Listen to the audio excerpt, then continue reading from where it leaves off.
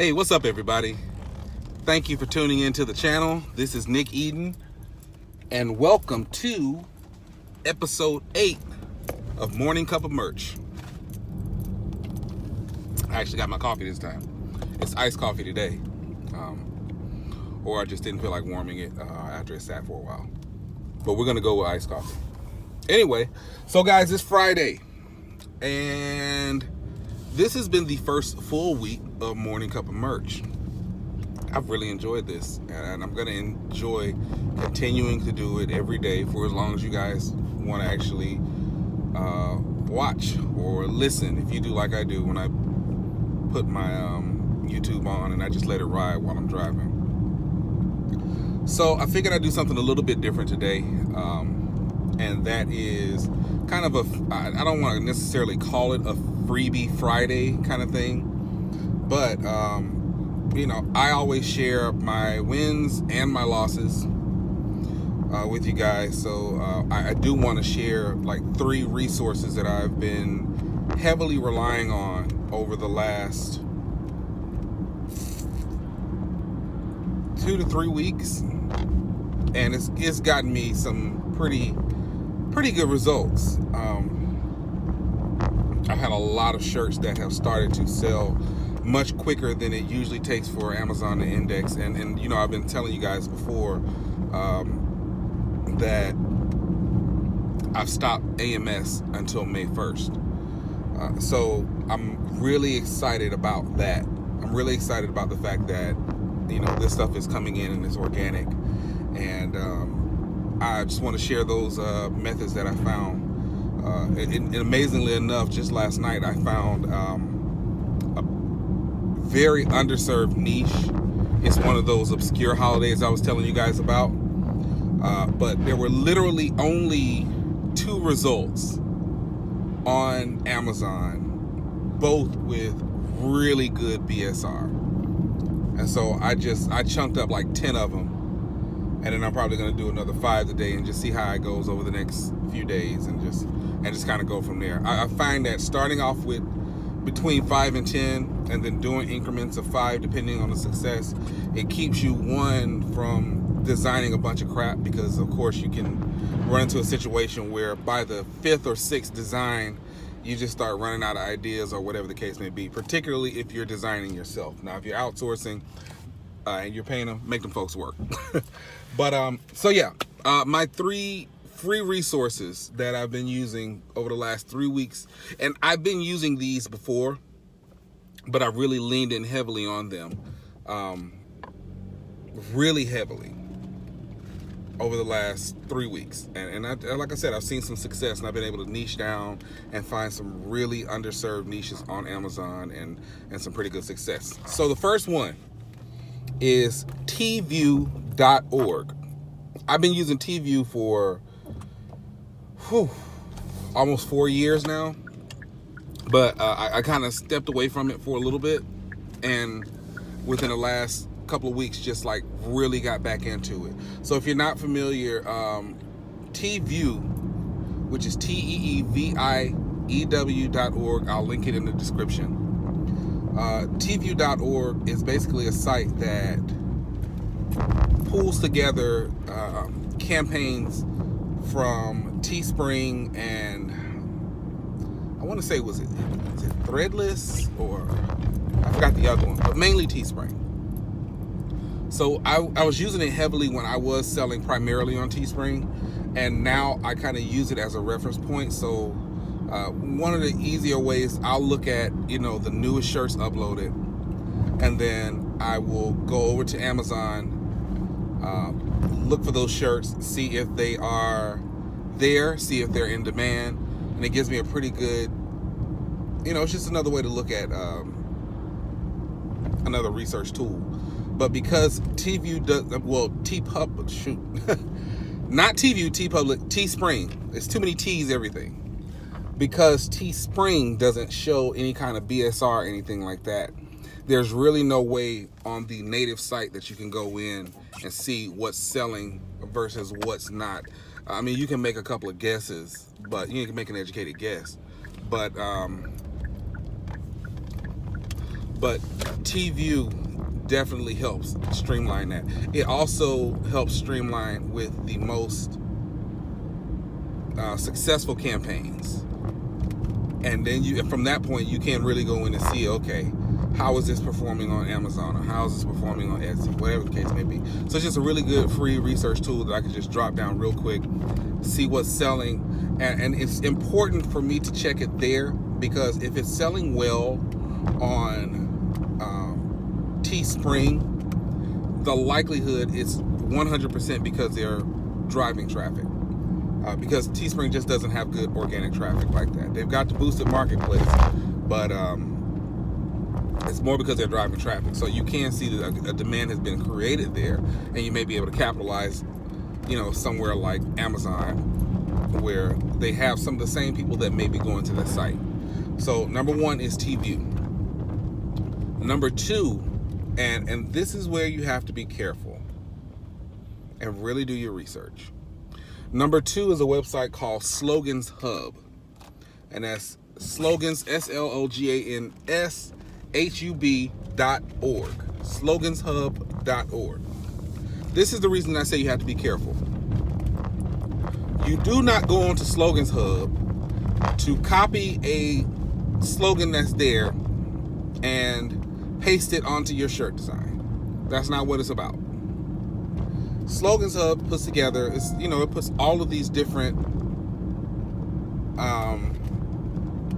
corporate slogans and jingle slogans and different things like that. So that's why I say you have to be careful, because obviously you want to make sure you do any due diligence in terms of checking for trademarks or anything like that.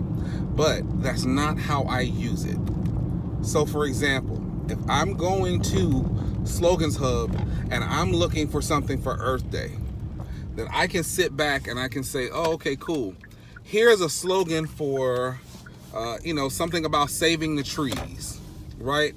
And I can take that and use that as inspiration. Okay, if I can take trees out and put earth in, or if I can relate it somehow, to the design, that's what you're supposed to use it for. You're supposed to use it for inspiration. You're not just supposed to go up there and copy and paste.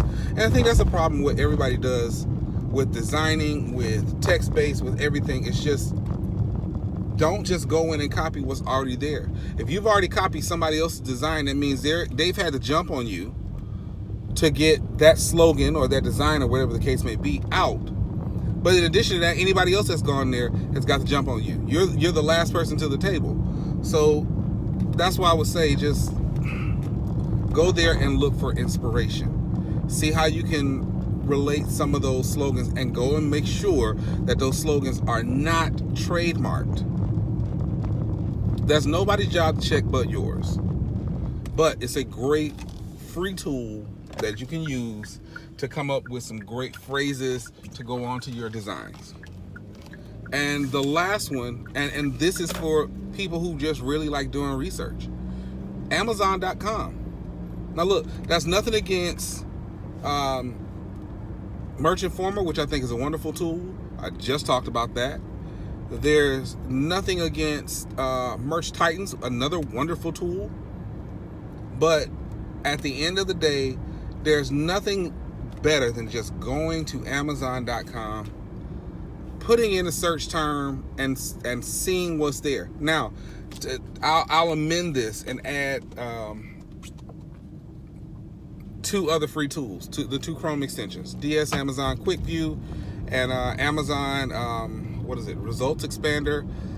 I'll link all of that down in the description. But you can see what shirts are selling. You can see what people are typing in to find these particular shirts. And you go from there. Again, like I said before, you got to go past page 4 on the results. Talked about that in the last video.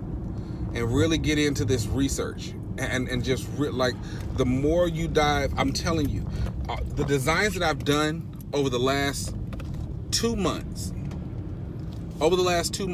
I've not done a design in a niche that's had more than roughly 400 or 500 other designs at the bare max, like no more than 5 at max capacity. 500, if it's anything more than 500, I'm not fooling with it. And to be honest, I've been able to get a lot of different niches. And to be completely honest with you, some of them I just missed the mark on because of time, and I didn't have time to get to them. So, I mean, it was a few that were underserved that I'm just going to go ahead and design for and get ready for next year, because some of them were some obscure holidays, and they have BSR. They're selling. I mean, we're talking about selling 2-3 a day.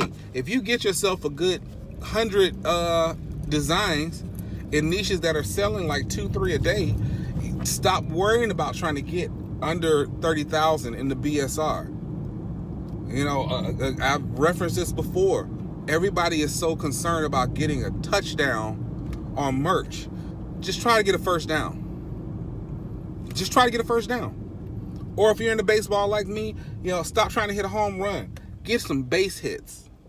But you got to work your wins another way. You can't expect for everything to go viral. It doesn't work that way. And even if it did, you're opening yourself up to so many more copycats.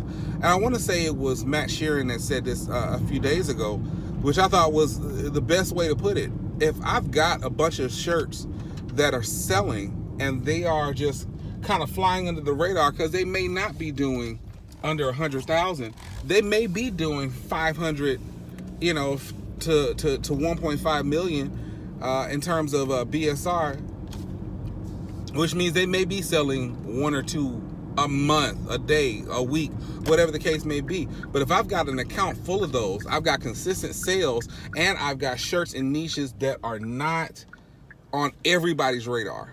I'm flying completely under the radar, and I'm out of everybody's trajectory. So they're not worried about my shirt. They're trying to get to what's at 30,000 and under. So that's what I would say in regard to that. So yeah, good old Amazon.com, and just do your research. This is going to take work, and those who take work seriously will enjoy the spoils. So I'll link all of those. Don't forget tview.org, sloganshub.org, and Amazon.com, and I'll also link the Chrome extensions if you guys don't have them already. Speaking of which, for those who have been doing the research, you guys may have noticed that after a while it starts putting up this captcha, and then you might get sent to the dogs. I don't know if this is going to work for everybody, but it did work for me. I have the Keepa Chrome extension on my computer. So all I did was I went in, I cleared the cache, and then I disabled Keepa. And after that, I've not had that problem at all.